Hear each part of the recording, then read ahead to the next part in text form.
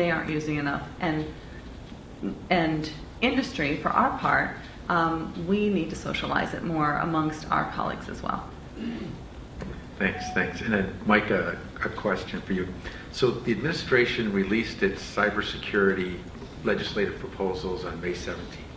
One of them is an information sharing proposal. And what it says is that any entity can share with the Department of Homeland Security any information that it has, no matter how obtained, for cybersecurity purposes, provided they strip out the irrelevant identifying information.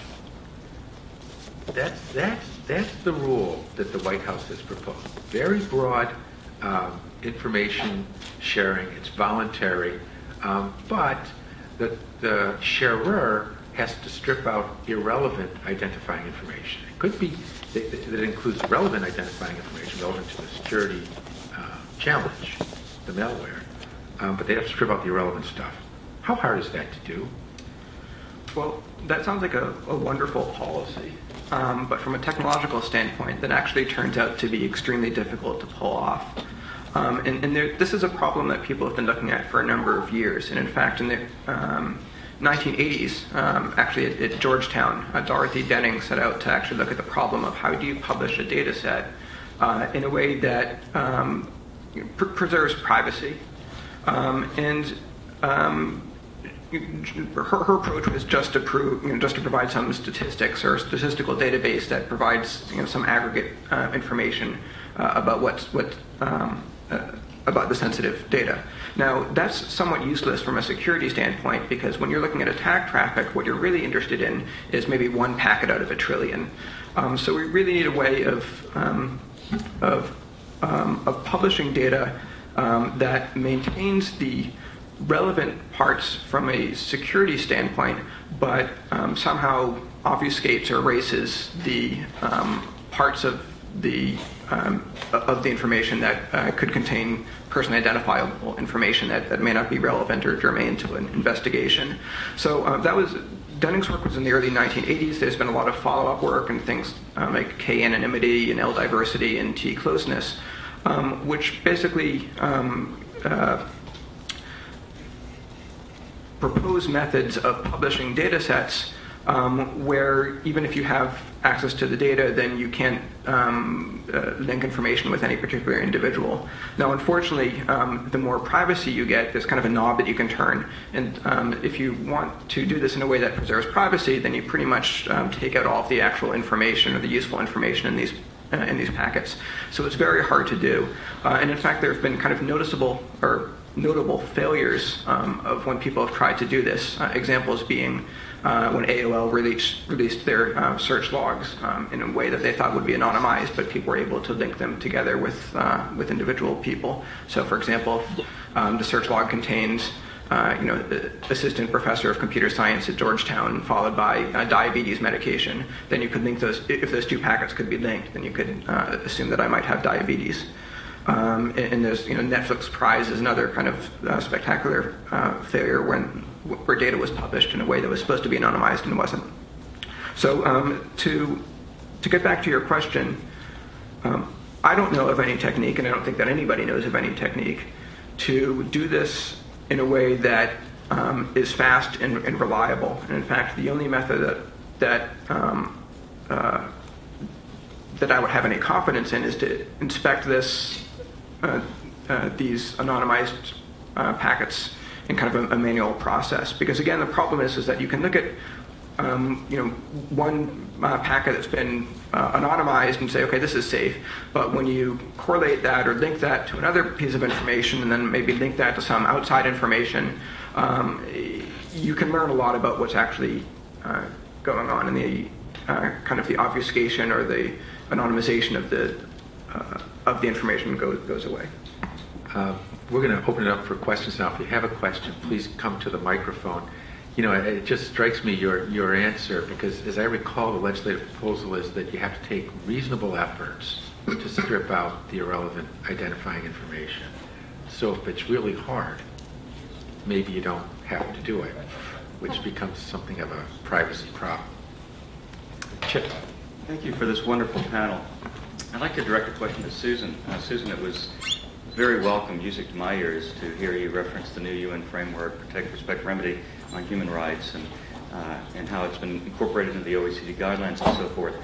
But with respect to G&I in particular, could you update us on, I mean, I was present at the launch and very happy to see that initiative, but could you bring us up to date on whether there are actually instances of behavior having changed as a result of the principles among these companies? Hey, Chip, would you identify your organization? Sure. I'm a professor at Stanford Law School. I teach human rights and business, corporate social responsibility.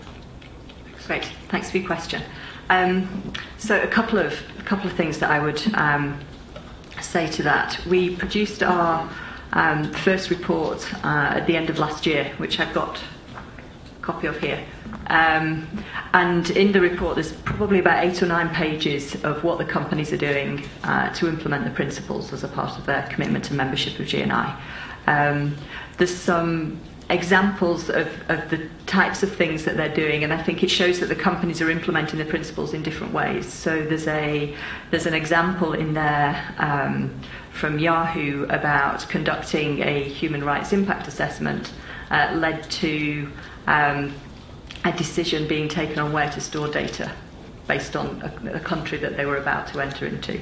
There's information in there about the work that Google are doing on creating transparency tool and transparency reports to show the availability of services for Google in different places around the world, and also the number of requests that they're receiving from governments.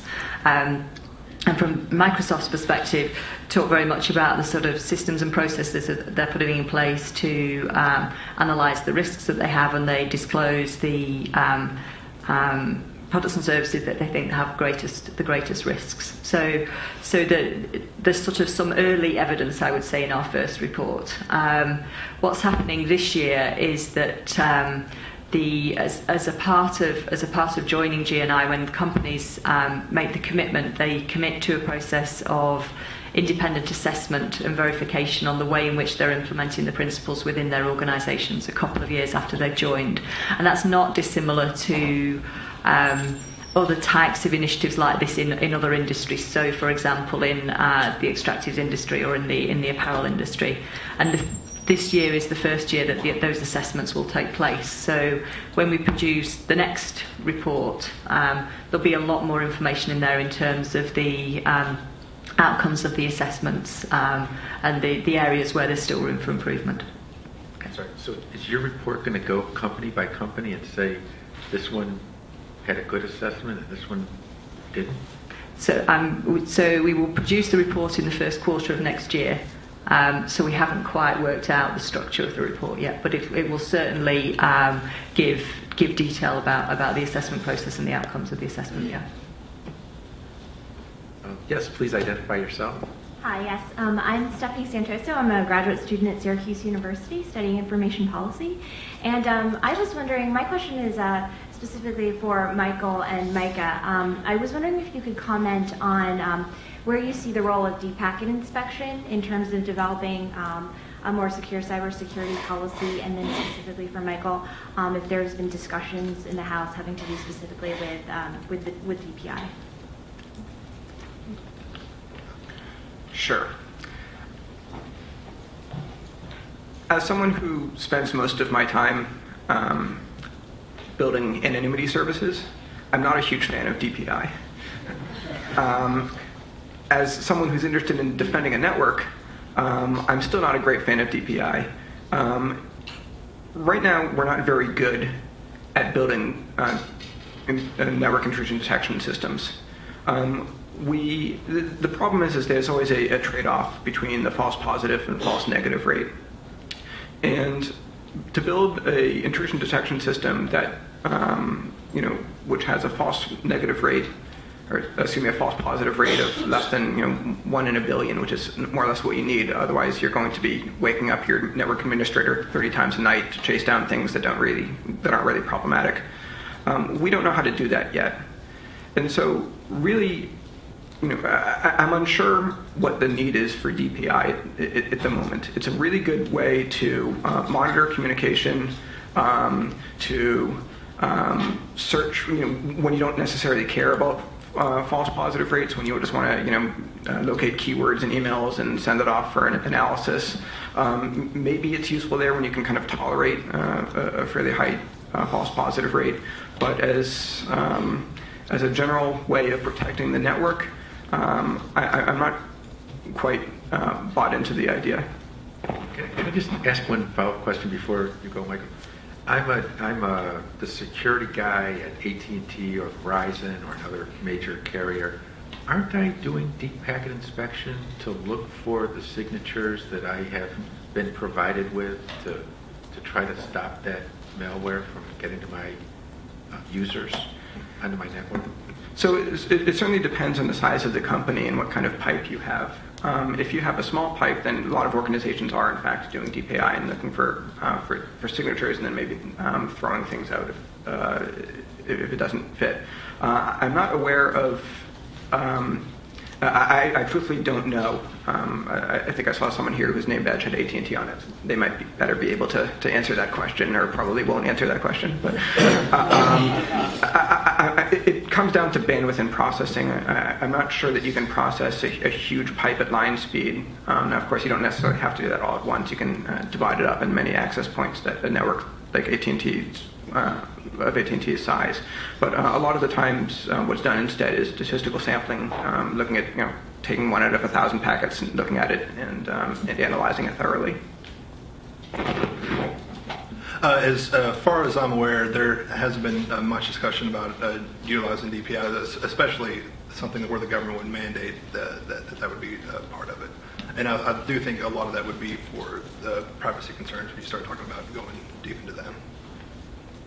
Gary, if I might, I'd just like to add that generally speaking, in fact, almost always, the industry is very keen on making sure that legislation or policy is made in a technology-neutral way.